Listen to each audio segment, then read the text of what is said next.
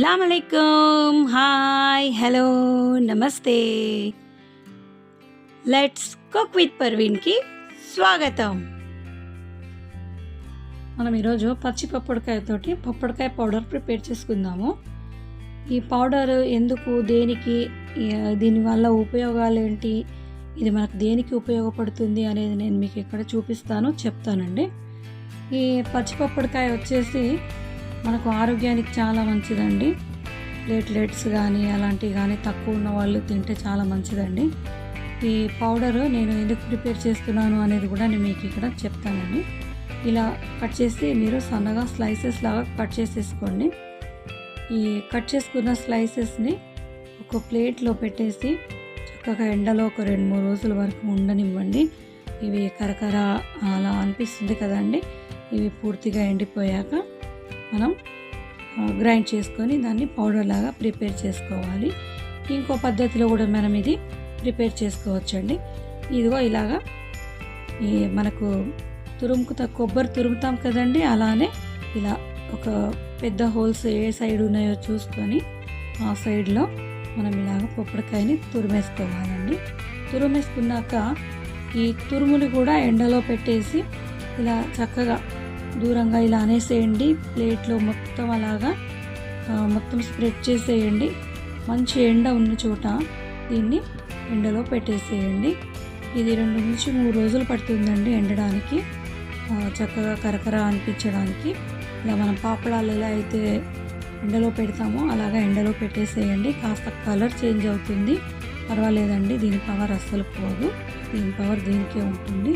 ఇదిగో ఇలాగా ఎండిపోతుంది. ఇలా కాస్త బ్రౌన్ కలర్ వస్తుంది, ఏం కాదండి, భయపడకండి, మనకు ఆ పౌడర్ పనిచేస్తుంది.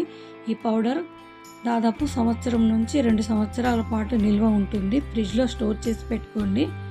ఇది మటన్ ఉడకదు కదండి, ఆ మూమెంట్లో మనము ఈ మటన్లో కేజీ మటన్కి 1 టీ స్పూన్ మనము ఈ పౌడర్ని యాడ్ చేసి చక్కగా మసాలాలన్నీ కలిపేసి మ్యాగ్నేషన్ చేసి 1 నుంచి 2 గంటల వరకు అలా పక్కన పెట్టేసి మటన్ ఉడికించి చూడండి. సూపర్గా ఉడుకుతుందండి మటను. ఇది ఎక్కువ మటన్ బిర్యానీ ప్రిపేర్ చేసేటప్పుడు వాడతామండి. పచ్చిది బిర్యానీ, కచ్చా గోష్కి దమ్ బిర్యానీ అని చేస్తారు కదండి. ఆ దమ్ బిర్యానీ చేసే టైంలో ఈ పౌడర్ని మసాలాలతో పాటు కలిపేస్తారండి. కలిపేసి 1 నుంచి 2 గంటల వరకు మ్యాగ్నేషన్ చేసి పక్కన పెట్టేసి దాని తర్వాత బిర్యానీ ప్రిపేర్ చేస్తారు. అదిరిపోతుంది, ముక్క కూడా సూపర్గా ఉడుకుతుంది, ఫ్లేవర్ కూడా చాలా బాగుంటుంది. మీరందరూ తప్పకుండా ట్రై చేయండి. ఫస్ట్ అయితే గట్టిగా ఒక లైక్ కొట్టుకోండి, నాకు ఎంతో సపోర్ట్ చేసిన వాళ్ళు అవుతారు. ఇదిగో ఇలా గ్రైండ్ చేసుకున్నాక ఇదిగో ఇలా పౌడర్ లాగా ప్రిపేర్ అయిపోతుంది.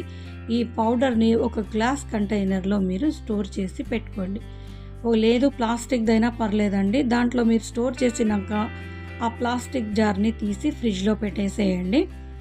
ఇది 1 సంవత్సరం నుంచి 2 సంవత్సరాల పాటు నిల్వ ఉంటుంది.